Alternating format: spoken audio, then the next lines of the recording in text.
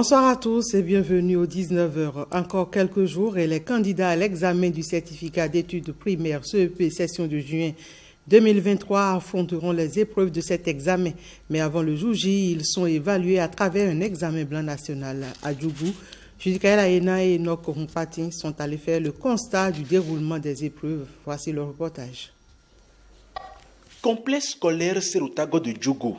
C'est la récréation après la première épreuve écrite de l'examen blanc national. Pour le compte de cette première journée, les épreuves sont abordables. J'ai bien composé ce matin, c'était intéressant. L'épreuve était facile, mais un peu difficile. Mais la lecture là, c'était bon. Je ne sais pas d'abord pour les autres matières, mais c'est sûr qu'on va bien composer. Ma composition s'est passée correctement. Les épreuves étaient faciles. Et je pense que j'aurai beaucoup de moyens en lecture.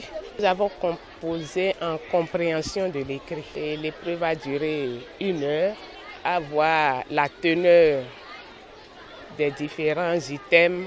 Je crois que nous avons déjà dans les écoles mis le maximum possible pour que les enfants puissent s'en sortir. En organisant cet examen, après plusieurs mois d'intenses activités pédagogiques, les responsables poursuivent des objectifs précis. Le but de l'examen blanc, c'est premièrement pour que les enfants puissent être familiarisés avec le centre d'examen. Sinon, vous connaissez les enfants, le jour de l'examen, ce n'est pas bon qu'ils se promènent, qu'ils cherchent de salle, ça les stresse et cela peut impacter sur le résultat. La deuxième chose, c'est de jauger leur niveau. C'est voir quel est leur niveau de maîtrise dans les disciplines pour que les enseignants, avec du recul, puissent savoir ce qu'il faut encore réviser, ce qu'il faut encore mettre à l'œuvre pour que ces enfants puissent avoir le niveau pour pouvoir surmonter les épreuves proprement dites. Les épreuves de cet examen national prennent fin par l'éducation physique et sportive. Dans la Donga, tout est fin prêt pour le bon déroulement de l'examen du certificat d'études primaires session de juin 2023. C'est du moins ce que nous confirme le chef service examen et concours du département. Au jour d'aujourd'hui, nous avions avancé en termes de préparatifs. De façon honnête, le programme est déjà terminé, ils sont en train de faire déjà les dernières touches. Et les enfants ont déjà leur numéro. Il y a aussi le matériel lourd qui est déjà disponible. Nous attendons le matériel sensible. Le matériel sensible qui concerne les épreuves, tout ce qui est sensible par rapport au CEP. C'est ça que nous attendons pour acheminer. D'ici dans 1 semaine, ça viendra. L'effectif qui composera tourne autour de 9 870 candidats, dont 4 452 filles et 5 418 garçons. À l'endroit des parents, je dirais que la grande tâche leur revient. Surtout, nous sommes en période de pluie déjà qui s'annonce. Ils doivent veiller à ça pour que les enfants soient réguliers et à l'école pour les dernières révisions. Et surtout, pendant la période de l'examen, ils doivent y veiller. Amener les enfants, se rassurer qu'ils sont rentrés dans les salles, se rassurer qu'ils ont déjà leur numéro de table, vérifier tout ça avec les enfants parce que c'est leur premier test et ils sont souvent stressés. Donc il faut toujours les aider en collaboration avec les chefs centres, surtout pour l'examen blanc, là, pour pouvoir avoir de la paix au cœur. Pour les enfants, ils doivent réviser les leçons, réviser les épreuves avec les enseignants et je pense que nous serons satisfaits au bout du chemin. Le projet YBs, entendez projet d'inclusion numérique et de développement entrepreneurial des femmes, est officiellement lancé le jeudi dernier à Parakou. C'est une initiative de l'ONG Agriculture pour le bien-être et le développement durable qui vise à faire passer 110 femmes détentrices d'activités génératrices de revenus à une autre échelle de développement à travers des séries de formations sur l'alphabétisation numérique, les notions de leadership, la confiance en soi. Le projet est accompagné par l'Agence belge de développement et la mairie de Parakou. Suivons le reportage avec Ronald Robinson et Kadnel Kakou.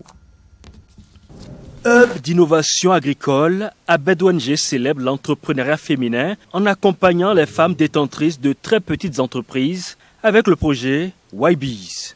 Ce projet est le fruit de nombreux efforts et de sacrifices d'une équipe dynamique de jeunes qui ont pour ambition et passion l'innovation au service de l'autonomisation des jeunes et des femmes. Ces femmes entrepreneurs qui ont travaillé et continuent de travailler dur pour faire de leurs activités génératrices de revenus une véritable entreprise. Nous sommes fiers aujourd'hui de pouvoir les accompagner dans cette aventure. Il s'agira de faire des formations et des séances de coaching individuelles afin d'être sûr d'avoir un impact parfait sur le développement personnel, la confiance en soi et toutes les aptitudes nécessaires pour toute femme entrepreneur dans notre contexte africain, mais également pour celles qui auront validé cette première partie, de les accompagner pour le développement de leur business, mettre toutes les chances de leur côté afin de dégoter elles-mêmes leur financement. Le projet YBees est en harmonie avec les objectifs du projet DigiBoost, financé par l'Union européenne et mis en œuvre par Enabel, grand partenaire de Abed ONG. Madame Emmanuelle Bouiti, Intervention Manager du projet DigiBoost, me charge de vous transmettre à vous, Abed ONG, tous ses vœux de succès pour ce programme qui, à coup sûr, participe à l'éclosion de l'écosystème de l'entrepreneuriat numérique au Bénin. Le maire a compris que la femme, c'est le pilier de l'économie. Partout où la femme se bat, l'économie avance. Nous vous encourageons et merci pour tout ce que vous faites. 40 femmes entrepreneurs sont sélectionnées pour la première phase de 2 mois, suivie d'une phase d'accélération de 6 mois pour le développement du business. L'initiative, qui suscite beaucoup d'engouement chez les femmes, s'étendra bientôt vers Savalou, voire bien d'autres communes du Bénin. L'OMS et ses partenaires se préoccupent de la qualité de la vaccination dans les pays d'Afrique. Ils ont rassemblé à Cotonou les GTCV, groupe technique consultatif pour la vaccination, pour un renforcement de capacité. Objectif: contribuer à sauver davantage des vies humaines à travers les programmes de vaccination. Le point de l'ouverture de l'atelier avec Jean-Claude James et Bénédicte Poissou.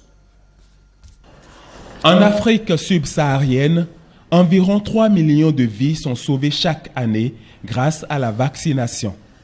En plus de ce chiffre, 1,5 million de décès pourraient être évités. Le secret reste une meilleure couverture vaccinale, un défi qui nécessite l'implication des groupes techniques consultatifs pour la vaccination GTCV mobilisés à Cotonou. En 2020, sur les 47 pays que compte notre région africaine de l'OMS, 30 États membres disposaient de GTCV. Aujourd'hui, en 2023, ce sont 42 États membres qui ont en place un GTCV au sein de leurs États. 27 d'entre eux seulement remplissent les 6 critères de fonctionnalité définis par l'OMS. C'est pour aider les GTCV nationaux, notamment ceux des pays qui ont été invités à cet atelier, à jouer pleinement leur rôle de conseiller indépendant que l'OMS, avec ses partenaires, ont organisé le présent atelier de renforcement des capacités de leurs membres. Les échanges durent 5 jours et vont permettre à ces experts venus de 5 pays d'avoir, entre autres, une idée claire du mode de fonctionnement d'un GTCV efficace, des rôles et fonctionnements des intervenants. Le présent atelier est donc une opportunité offerte aux nouveaux membres des groupes techniques consultatifs des 5 pays invités pour disposer d'orientations sur les GTCV et avoir un renforcement des capacités sur le processus d'élaboration des notes de recommandation basées sur des données probantes. Je voudrais rassurer de la disponibilité du ministère de la Santé du Bénin à prendre toutes les dispositions nécessaires pour la réussite de cet atelier. Une fois leurs capacités renforcées, ils seront d'un soutien efficace pour les ministères de la Santé qui doivent encore faire face à certains foyers d'épidémie sur le continent. Le programme d'appui à la production vivrière et de renforcement de la résilience dans les départements de la Liborie, du Borgou et des Collines a atteint ses objectifs. Après 7 ans d'activité, les acteurs impliqués font le bilan. De nombreux producteurs ont vu leur rendement s'accroître et c'est ce que nous expliquent dans leur reportage Nadège Omolade, Sani et Wenceslas Arouimou.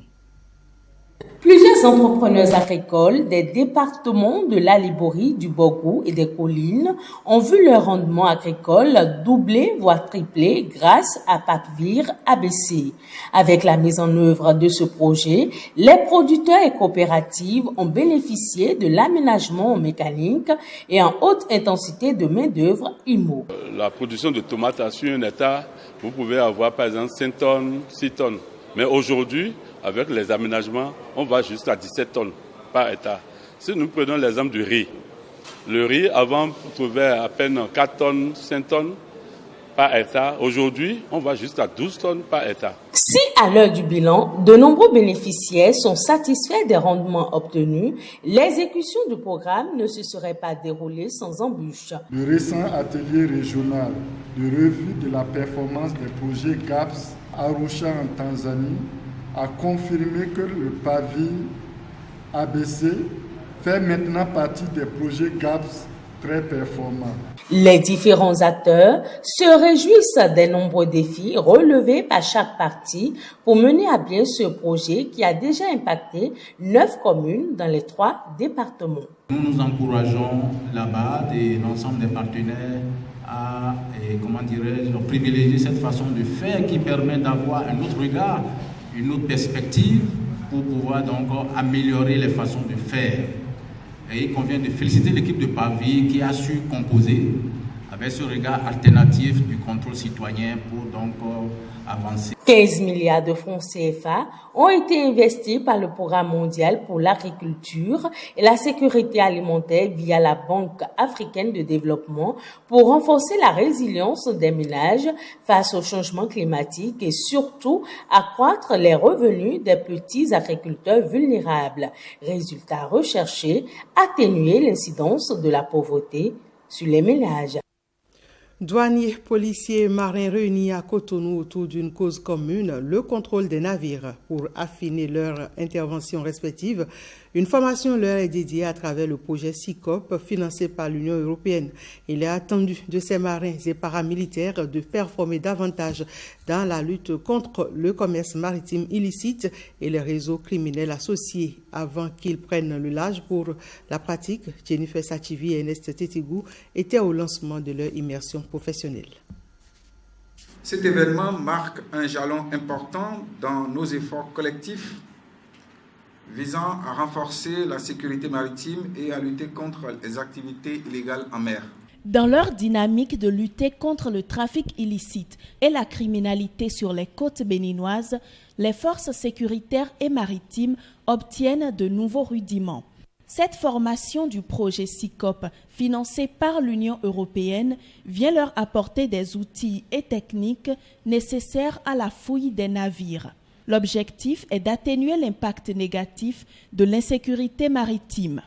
Dans un monde de terrorisme où les priorités sont ça et là, il est important que les États puissent être appuyés dans leur lutte contre les trafics illicites de toutes sortes en mer. Parce que si ces luttes ne sont pas efficaces et s'il y a un lien entre le trafic illicite et le terrorisme qui intervient au Sahel, nos États risquent de disparaître. La formation qui prend en compte les agents de la police, de la gendarmerie, de la douane et de la marine vient davantage les édifier et les booster face aux difficultés.